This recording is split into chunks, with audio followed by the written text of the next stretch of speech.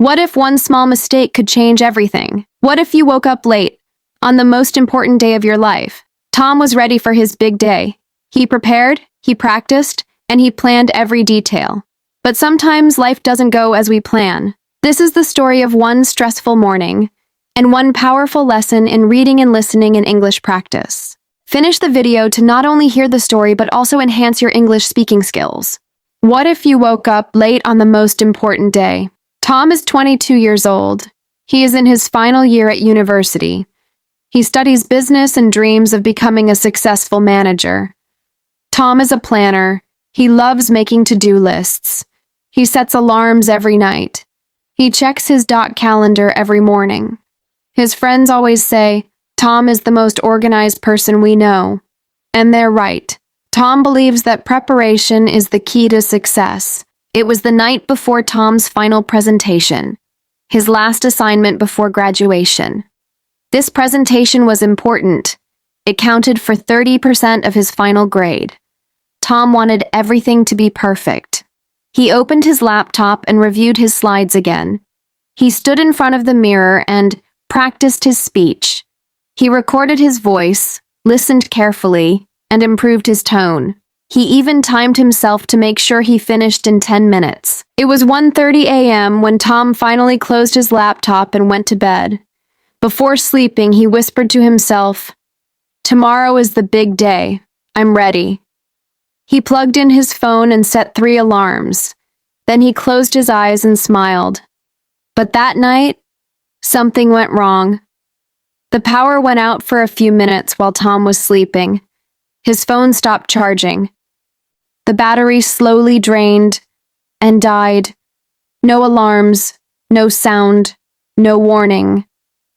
At 9:30 a.m., sunlight touched his face. Tom opened his eyes and stretched. Then he looked at the wall clock. 9:30? His heart dropped. His mind went blank. His body froze for a second. The presentation started at 9. He was already 30 minutes late. Tom jumped out of bed. His hands were shaking. He grabbed the first shirt he could find. It was wrinkled, but he didn't care. He forgot to comb his hair. He didn't brush his teeth.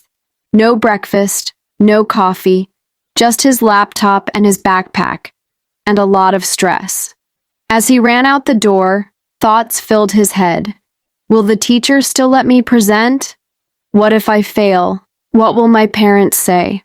He ran down the street, breathing hard.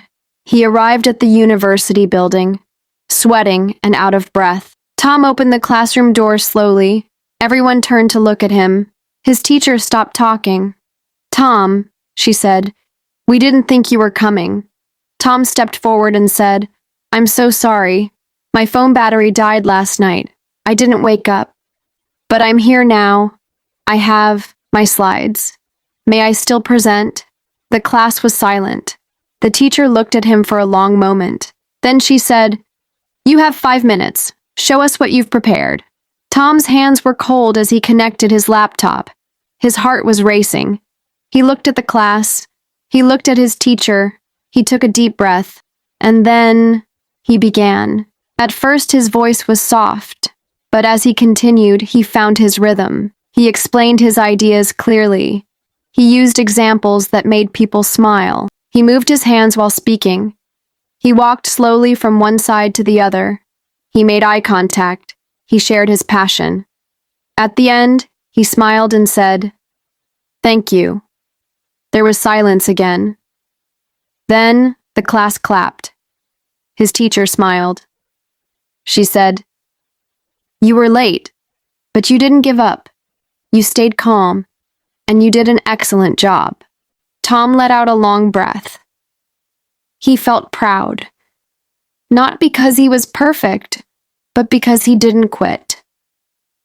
Later that day, Tom bought himself a small cup of ice cream. He sat on a bench outside the university, watching people walk by.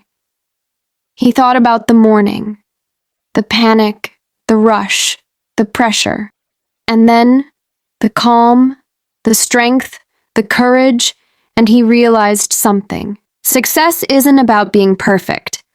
It's about showing up, even when everything goes wrong. What would you do if you woke up late on the most important day of your life? Give up or fight through it?